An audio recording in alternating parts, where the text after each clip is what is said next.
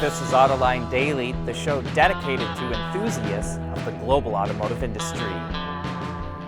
July was a bit of a mixed bag for Tesla in China. The EV maker sold nearly 33,000 made-in-China vehicles last month, but more than 24,000 of those were exported. That means Tesla only sold about 8,600 vehicles locally in China, down from more than 28,000 in June, a drop of nearly 70%. However, Tesla's sales in the first month of the quarter are usually down compared to the following 2 months. But July was a down month for all of the auto industry in China. According to the China Passenger Car Association, sales were down more than 6% compared to a year ago. One of the things holding back EV adoption is the lack of a charging infrastructure, especially for people who live in apartments in cities that don't have a place to charge overnight. That's why Kansas City, Missouri is launching a pilot program to install chargers in streetlight poles. It's a 3-year project that will see 30 to 60 chargers installed by the end of the year. The poles will be fitted with level 2 chargers and cost 22 cents per kilowatt hour, the same amount charged at Kansas City's public charging stations. KC isn't the first city to experiment with this, but so far, it hasn't really caught on.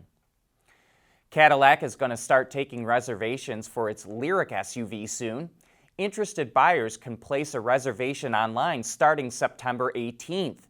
It has a listed starting price of $58,795, excluding destination charges, and that's about $1,200 cheaper than the company originally announced. The model will be built at GM's Spring Hill, Tennessee plant starting in the first quarter of 2022, and customers will start receiving the model sometime in the first half of next year. The Lyriq is Cadillac's first all-electric model and the first in GM's lineup to use its Ultium platform. The age of silicones began at Wacker more than 70 years ago. Whether you're looking for thermal management of battery systems or the protection of electronics, let your innovations be powered by Wacker silicones. Visit us at wacker.com. E-mobility, powered by Wacker silicones. Mobility is becoming electric, connected, and autonomous, just like the manufacturing world. But will always be one thing: a reliable partner for our customers.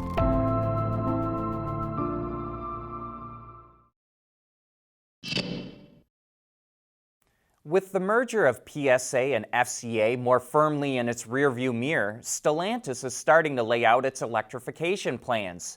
And if you had to guess, which one of its brands do you think will be the first to go fully electric? You might guess volume brands like Jeep, Peugeot, or Ram, but it's actually Alfa Romeo, who will reach the goal in 2027. It makes some sense Stellantis would choose Alfa first. It won't be forced into producing a ton of them, and it should be able to charge more than it would with one of its other brands. Maserati would have afforded the same benefits, but clearly there's some advantage in going with Alfa. However, Stellantis' other brands won't be far behind. Opel will go fully electric in 2028, and Fiat will follow in 2030. And in other EV news, Mercedes is now taking orders for the first versions of the EQS. The rear-drive 450 Plus with 245 kilowatts of power starts at a little over 106,000 euros in Germany, or about $124,000. While the all-wheel drive 580 4MATIC with 385 kilowatts starts at 135,500 euros, or roughly $159,000. But those prices can easily be pushed much higher. From the jump, the EQS will have a number of over-the-air updates available to customers. They'll be able to unlock things like additional sound experiences, mini-games, special driving modes, and even a greater rear axle steering angle of 10 degrees compared to the standard 4.5 degrees, which costs over 1,500 euros. Other features like its giant hyperscreen are quite costly too. It's standard in the 580 4MATIC, but costs almost 8,600 euros to have it equipped in the 450 Plus. There's an even bigger breakdown of what all the accessories for the EQS will cost in the press release, and we'll provide a link if you'd like to check that out.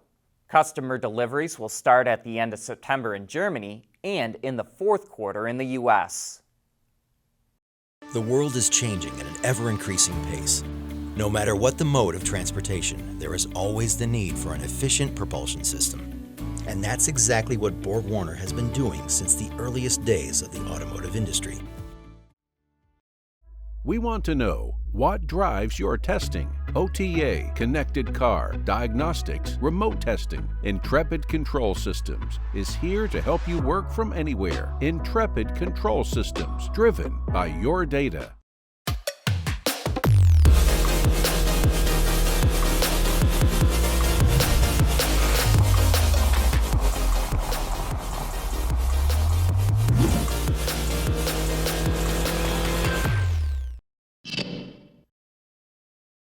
Volkswagen is updating a good portion of its lineup in the U.S. Most models now come standard with VW's digital cockpit, and its iq.drive driver assistance technologies are now standard or available on most models. You may have seen on our channel that the Tiguan has been refreshed for this year, but the Jetta will also get freshened up for the 2022 model year, which will be revealed at a later date. The Arteon is packing quite a bit more power. It gets a new 2-liter engine that makes 300 horsepower. That's up from 268 horsepower in the previous model. A new 7-speed dual-clutch transmission also replaces an 8-speed automatic, and it features a new 18-inch wheel design.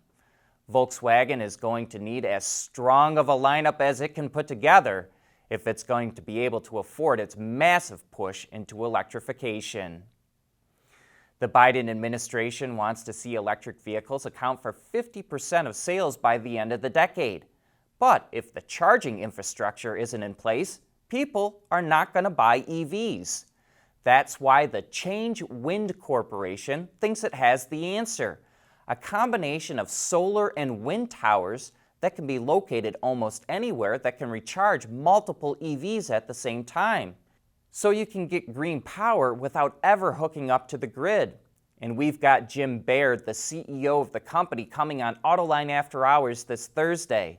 Join John and Gary as they try to figure out if this could be the breakthrough we've been looking for with EV charging. Chevrolet used to use the catchphrase baseball, hot dogs, apple pie, and Chevrolet in old commercials. But now the company is literally bringing that line to life. The automaker partnered with celebrity chef Guy Fieri to create an apple pie hot dog snack. Yeah, you heard that correctly.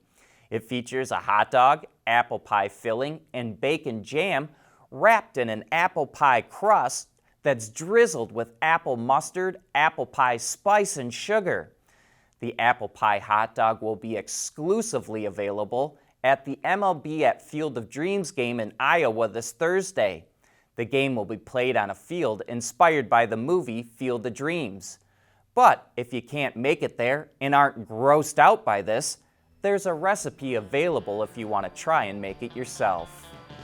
But that's it for today. Thanks for watching.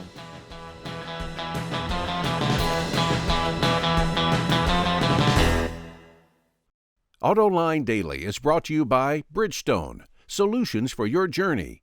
Intrepid Control Systems, over-the-air engineering, boost your game. BorgWarner, propulsion solutions that support a clean, energy-efficient world. Wacker, creating tomorrow's solutions. And by Schaeffler, we pioneer motion.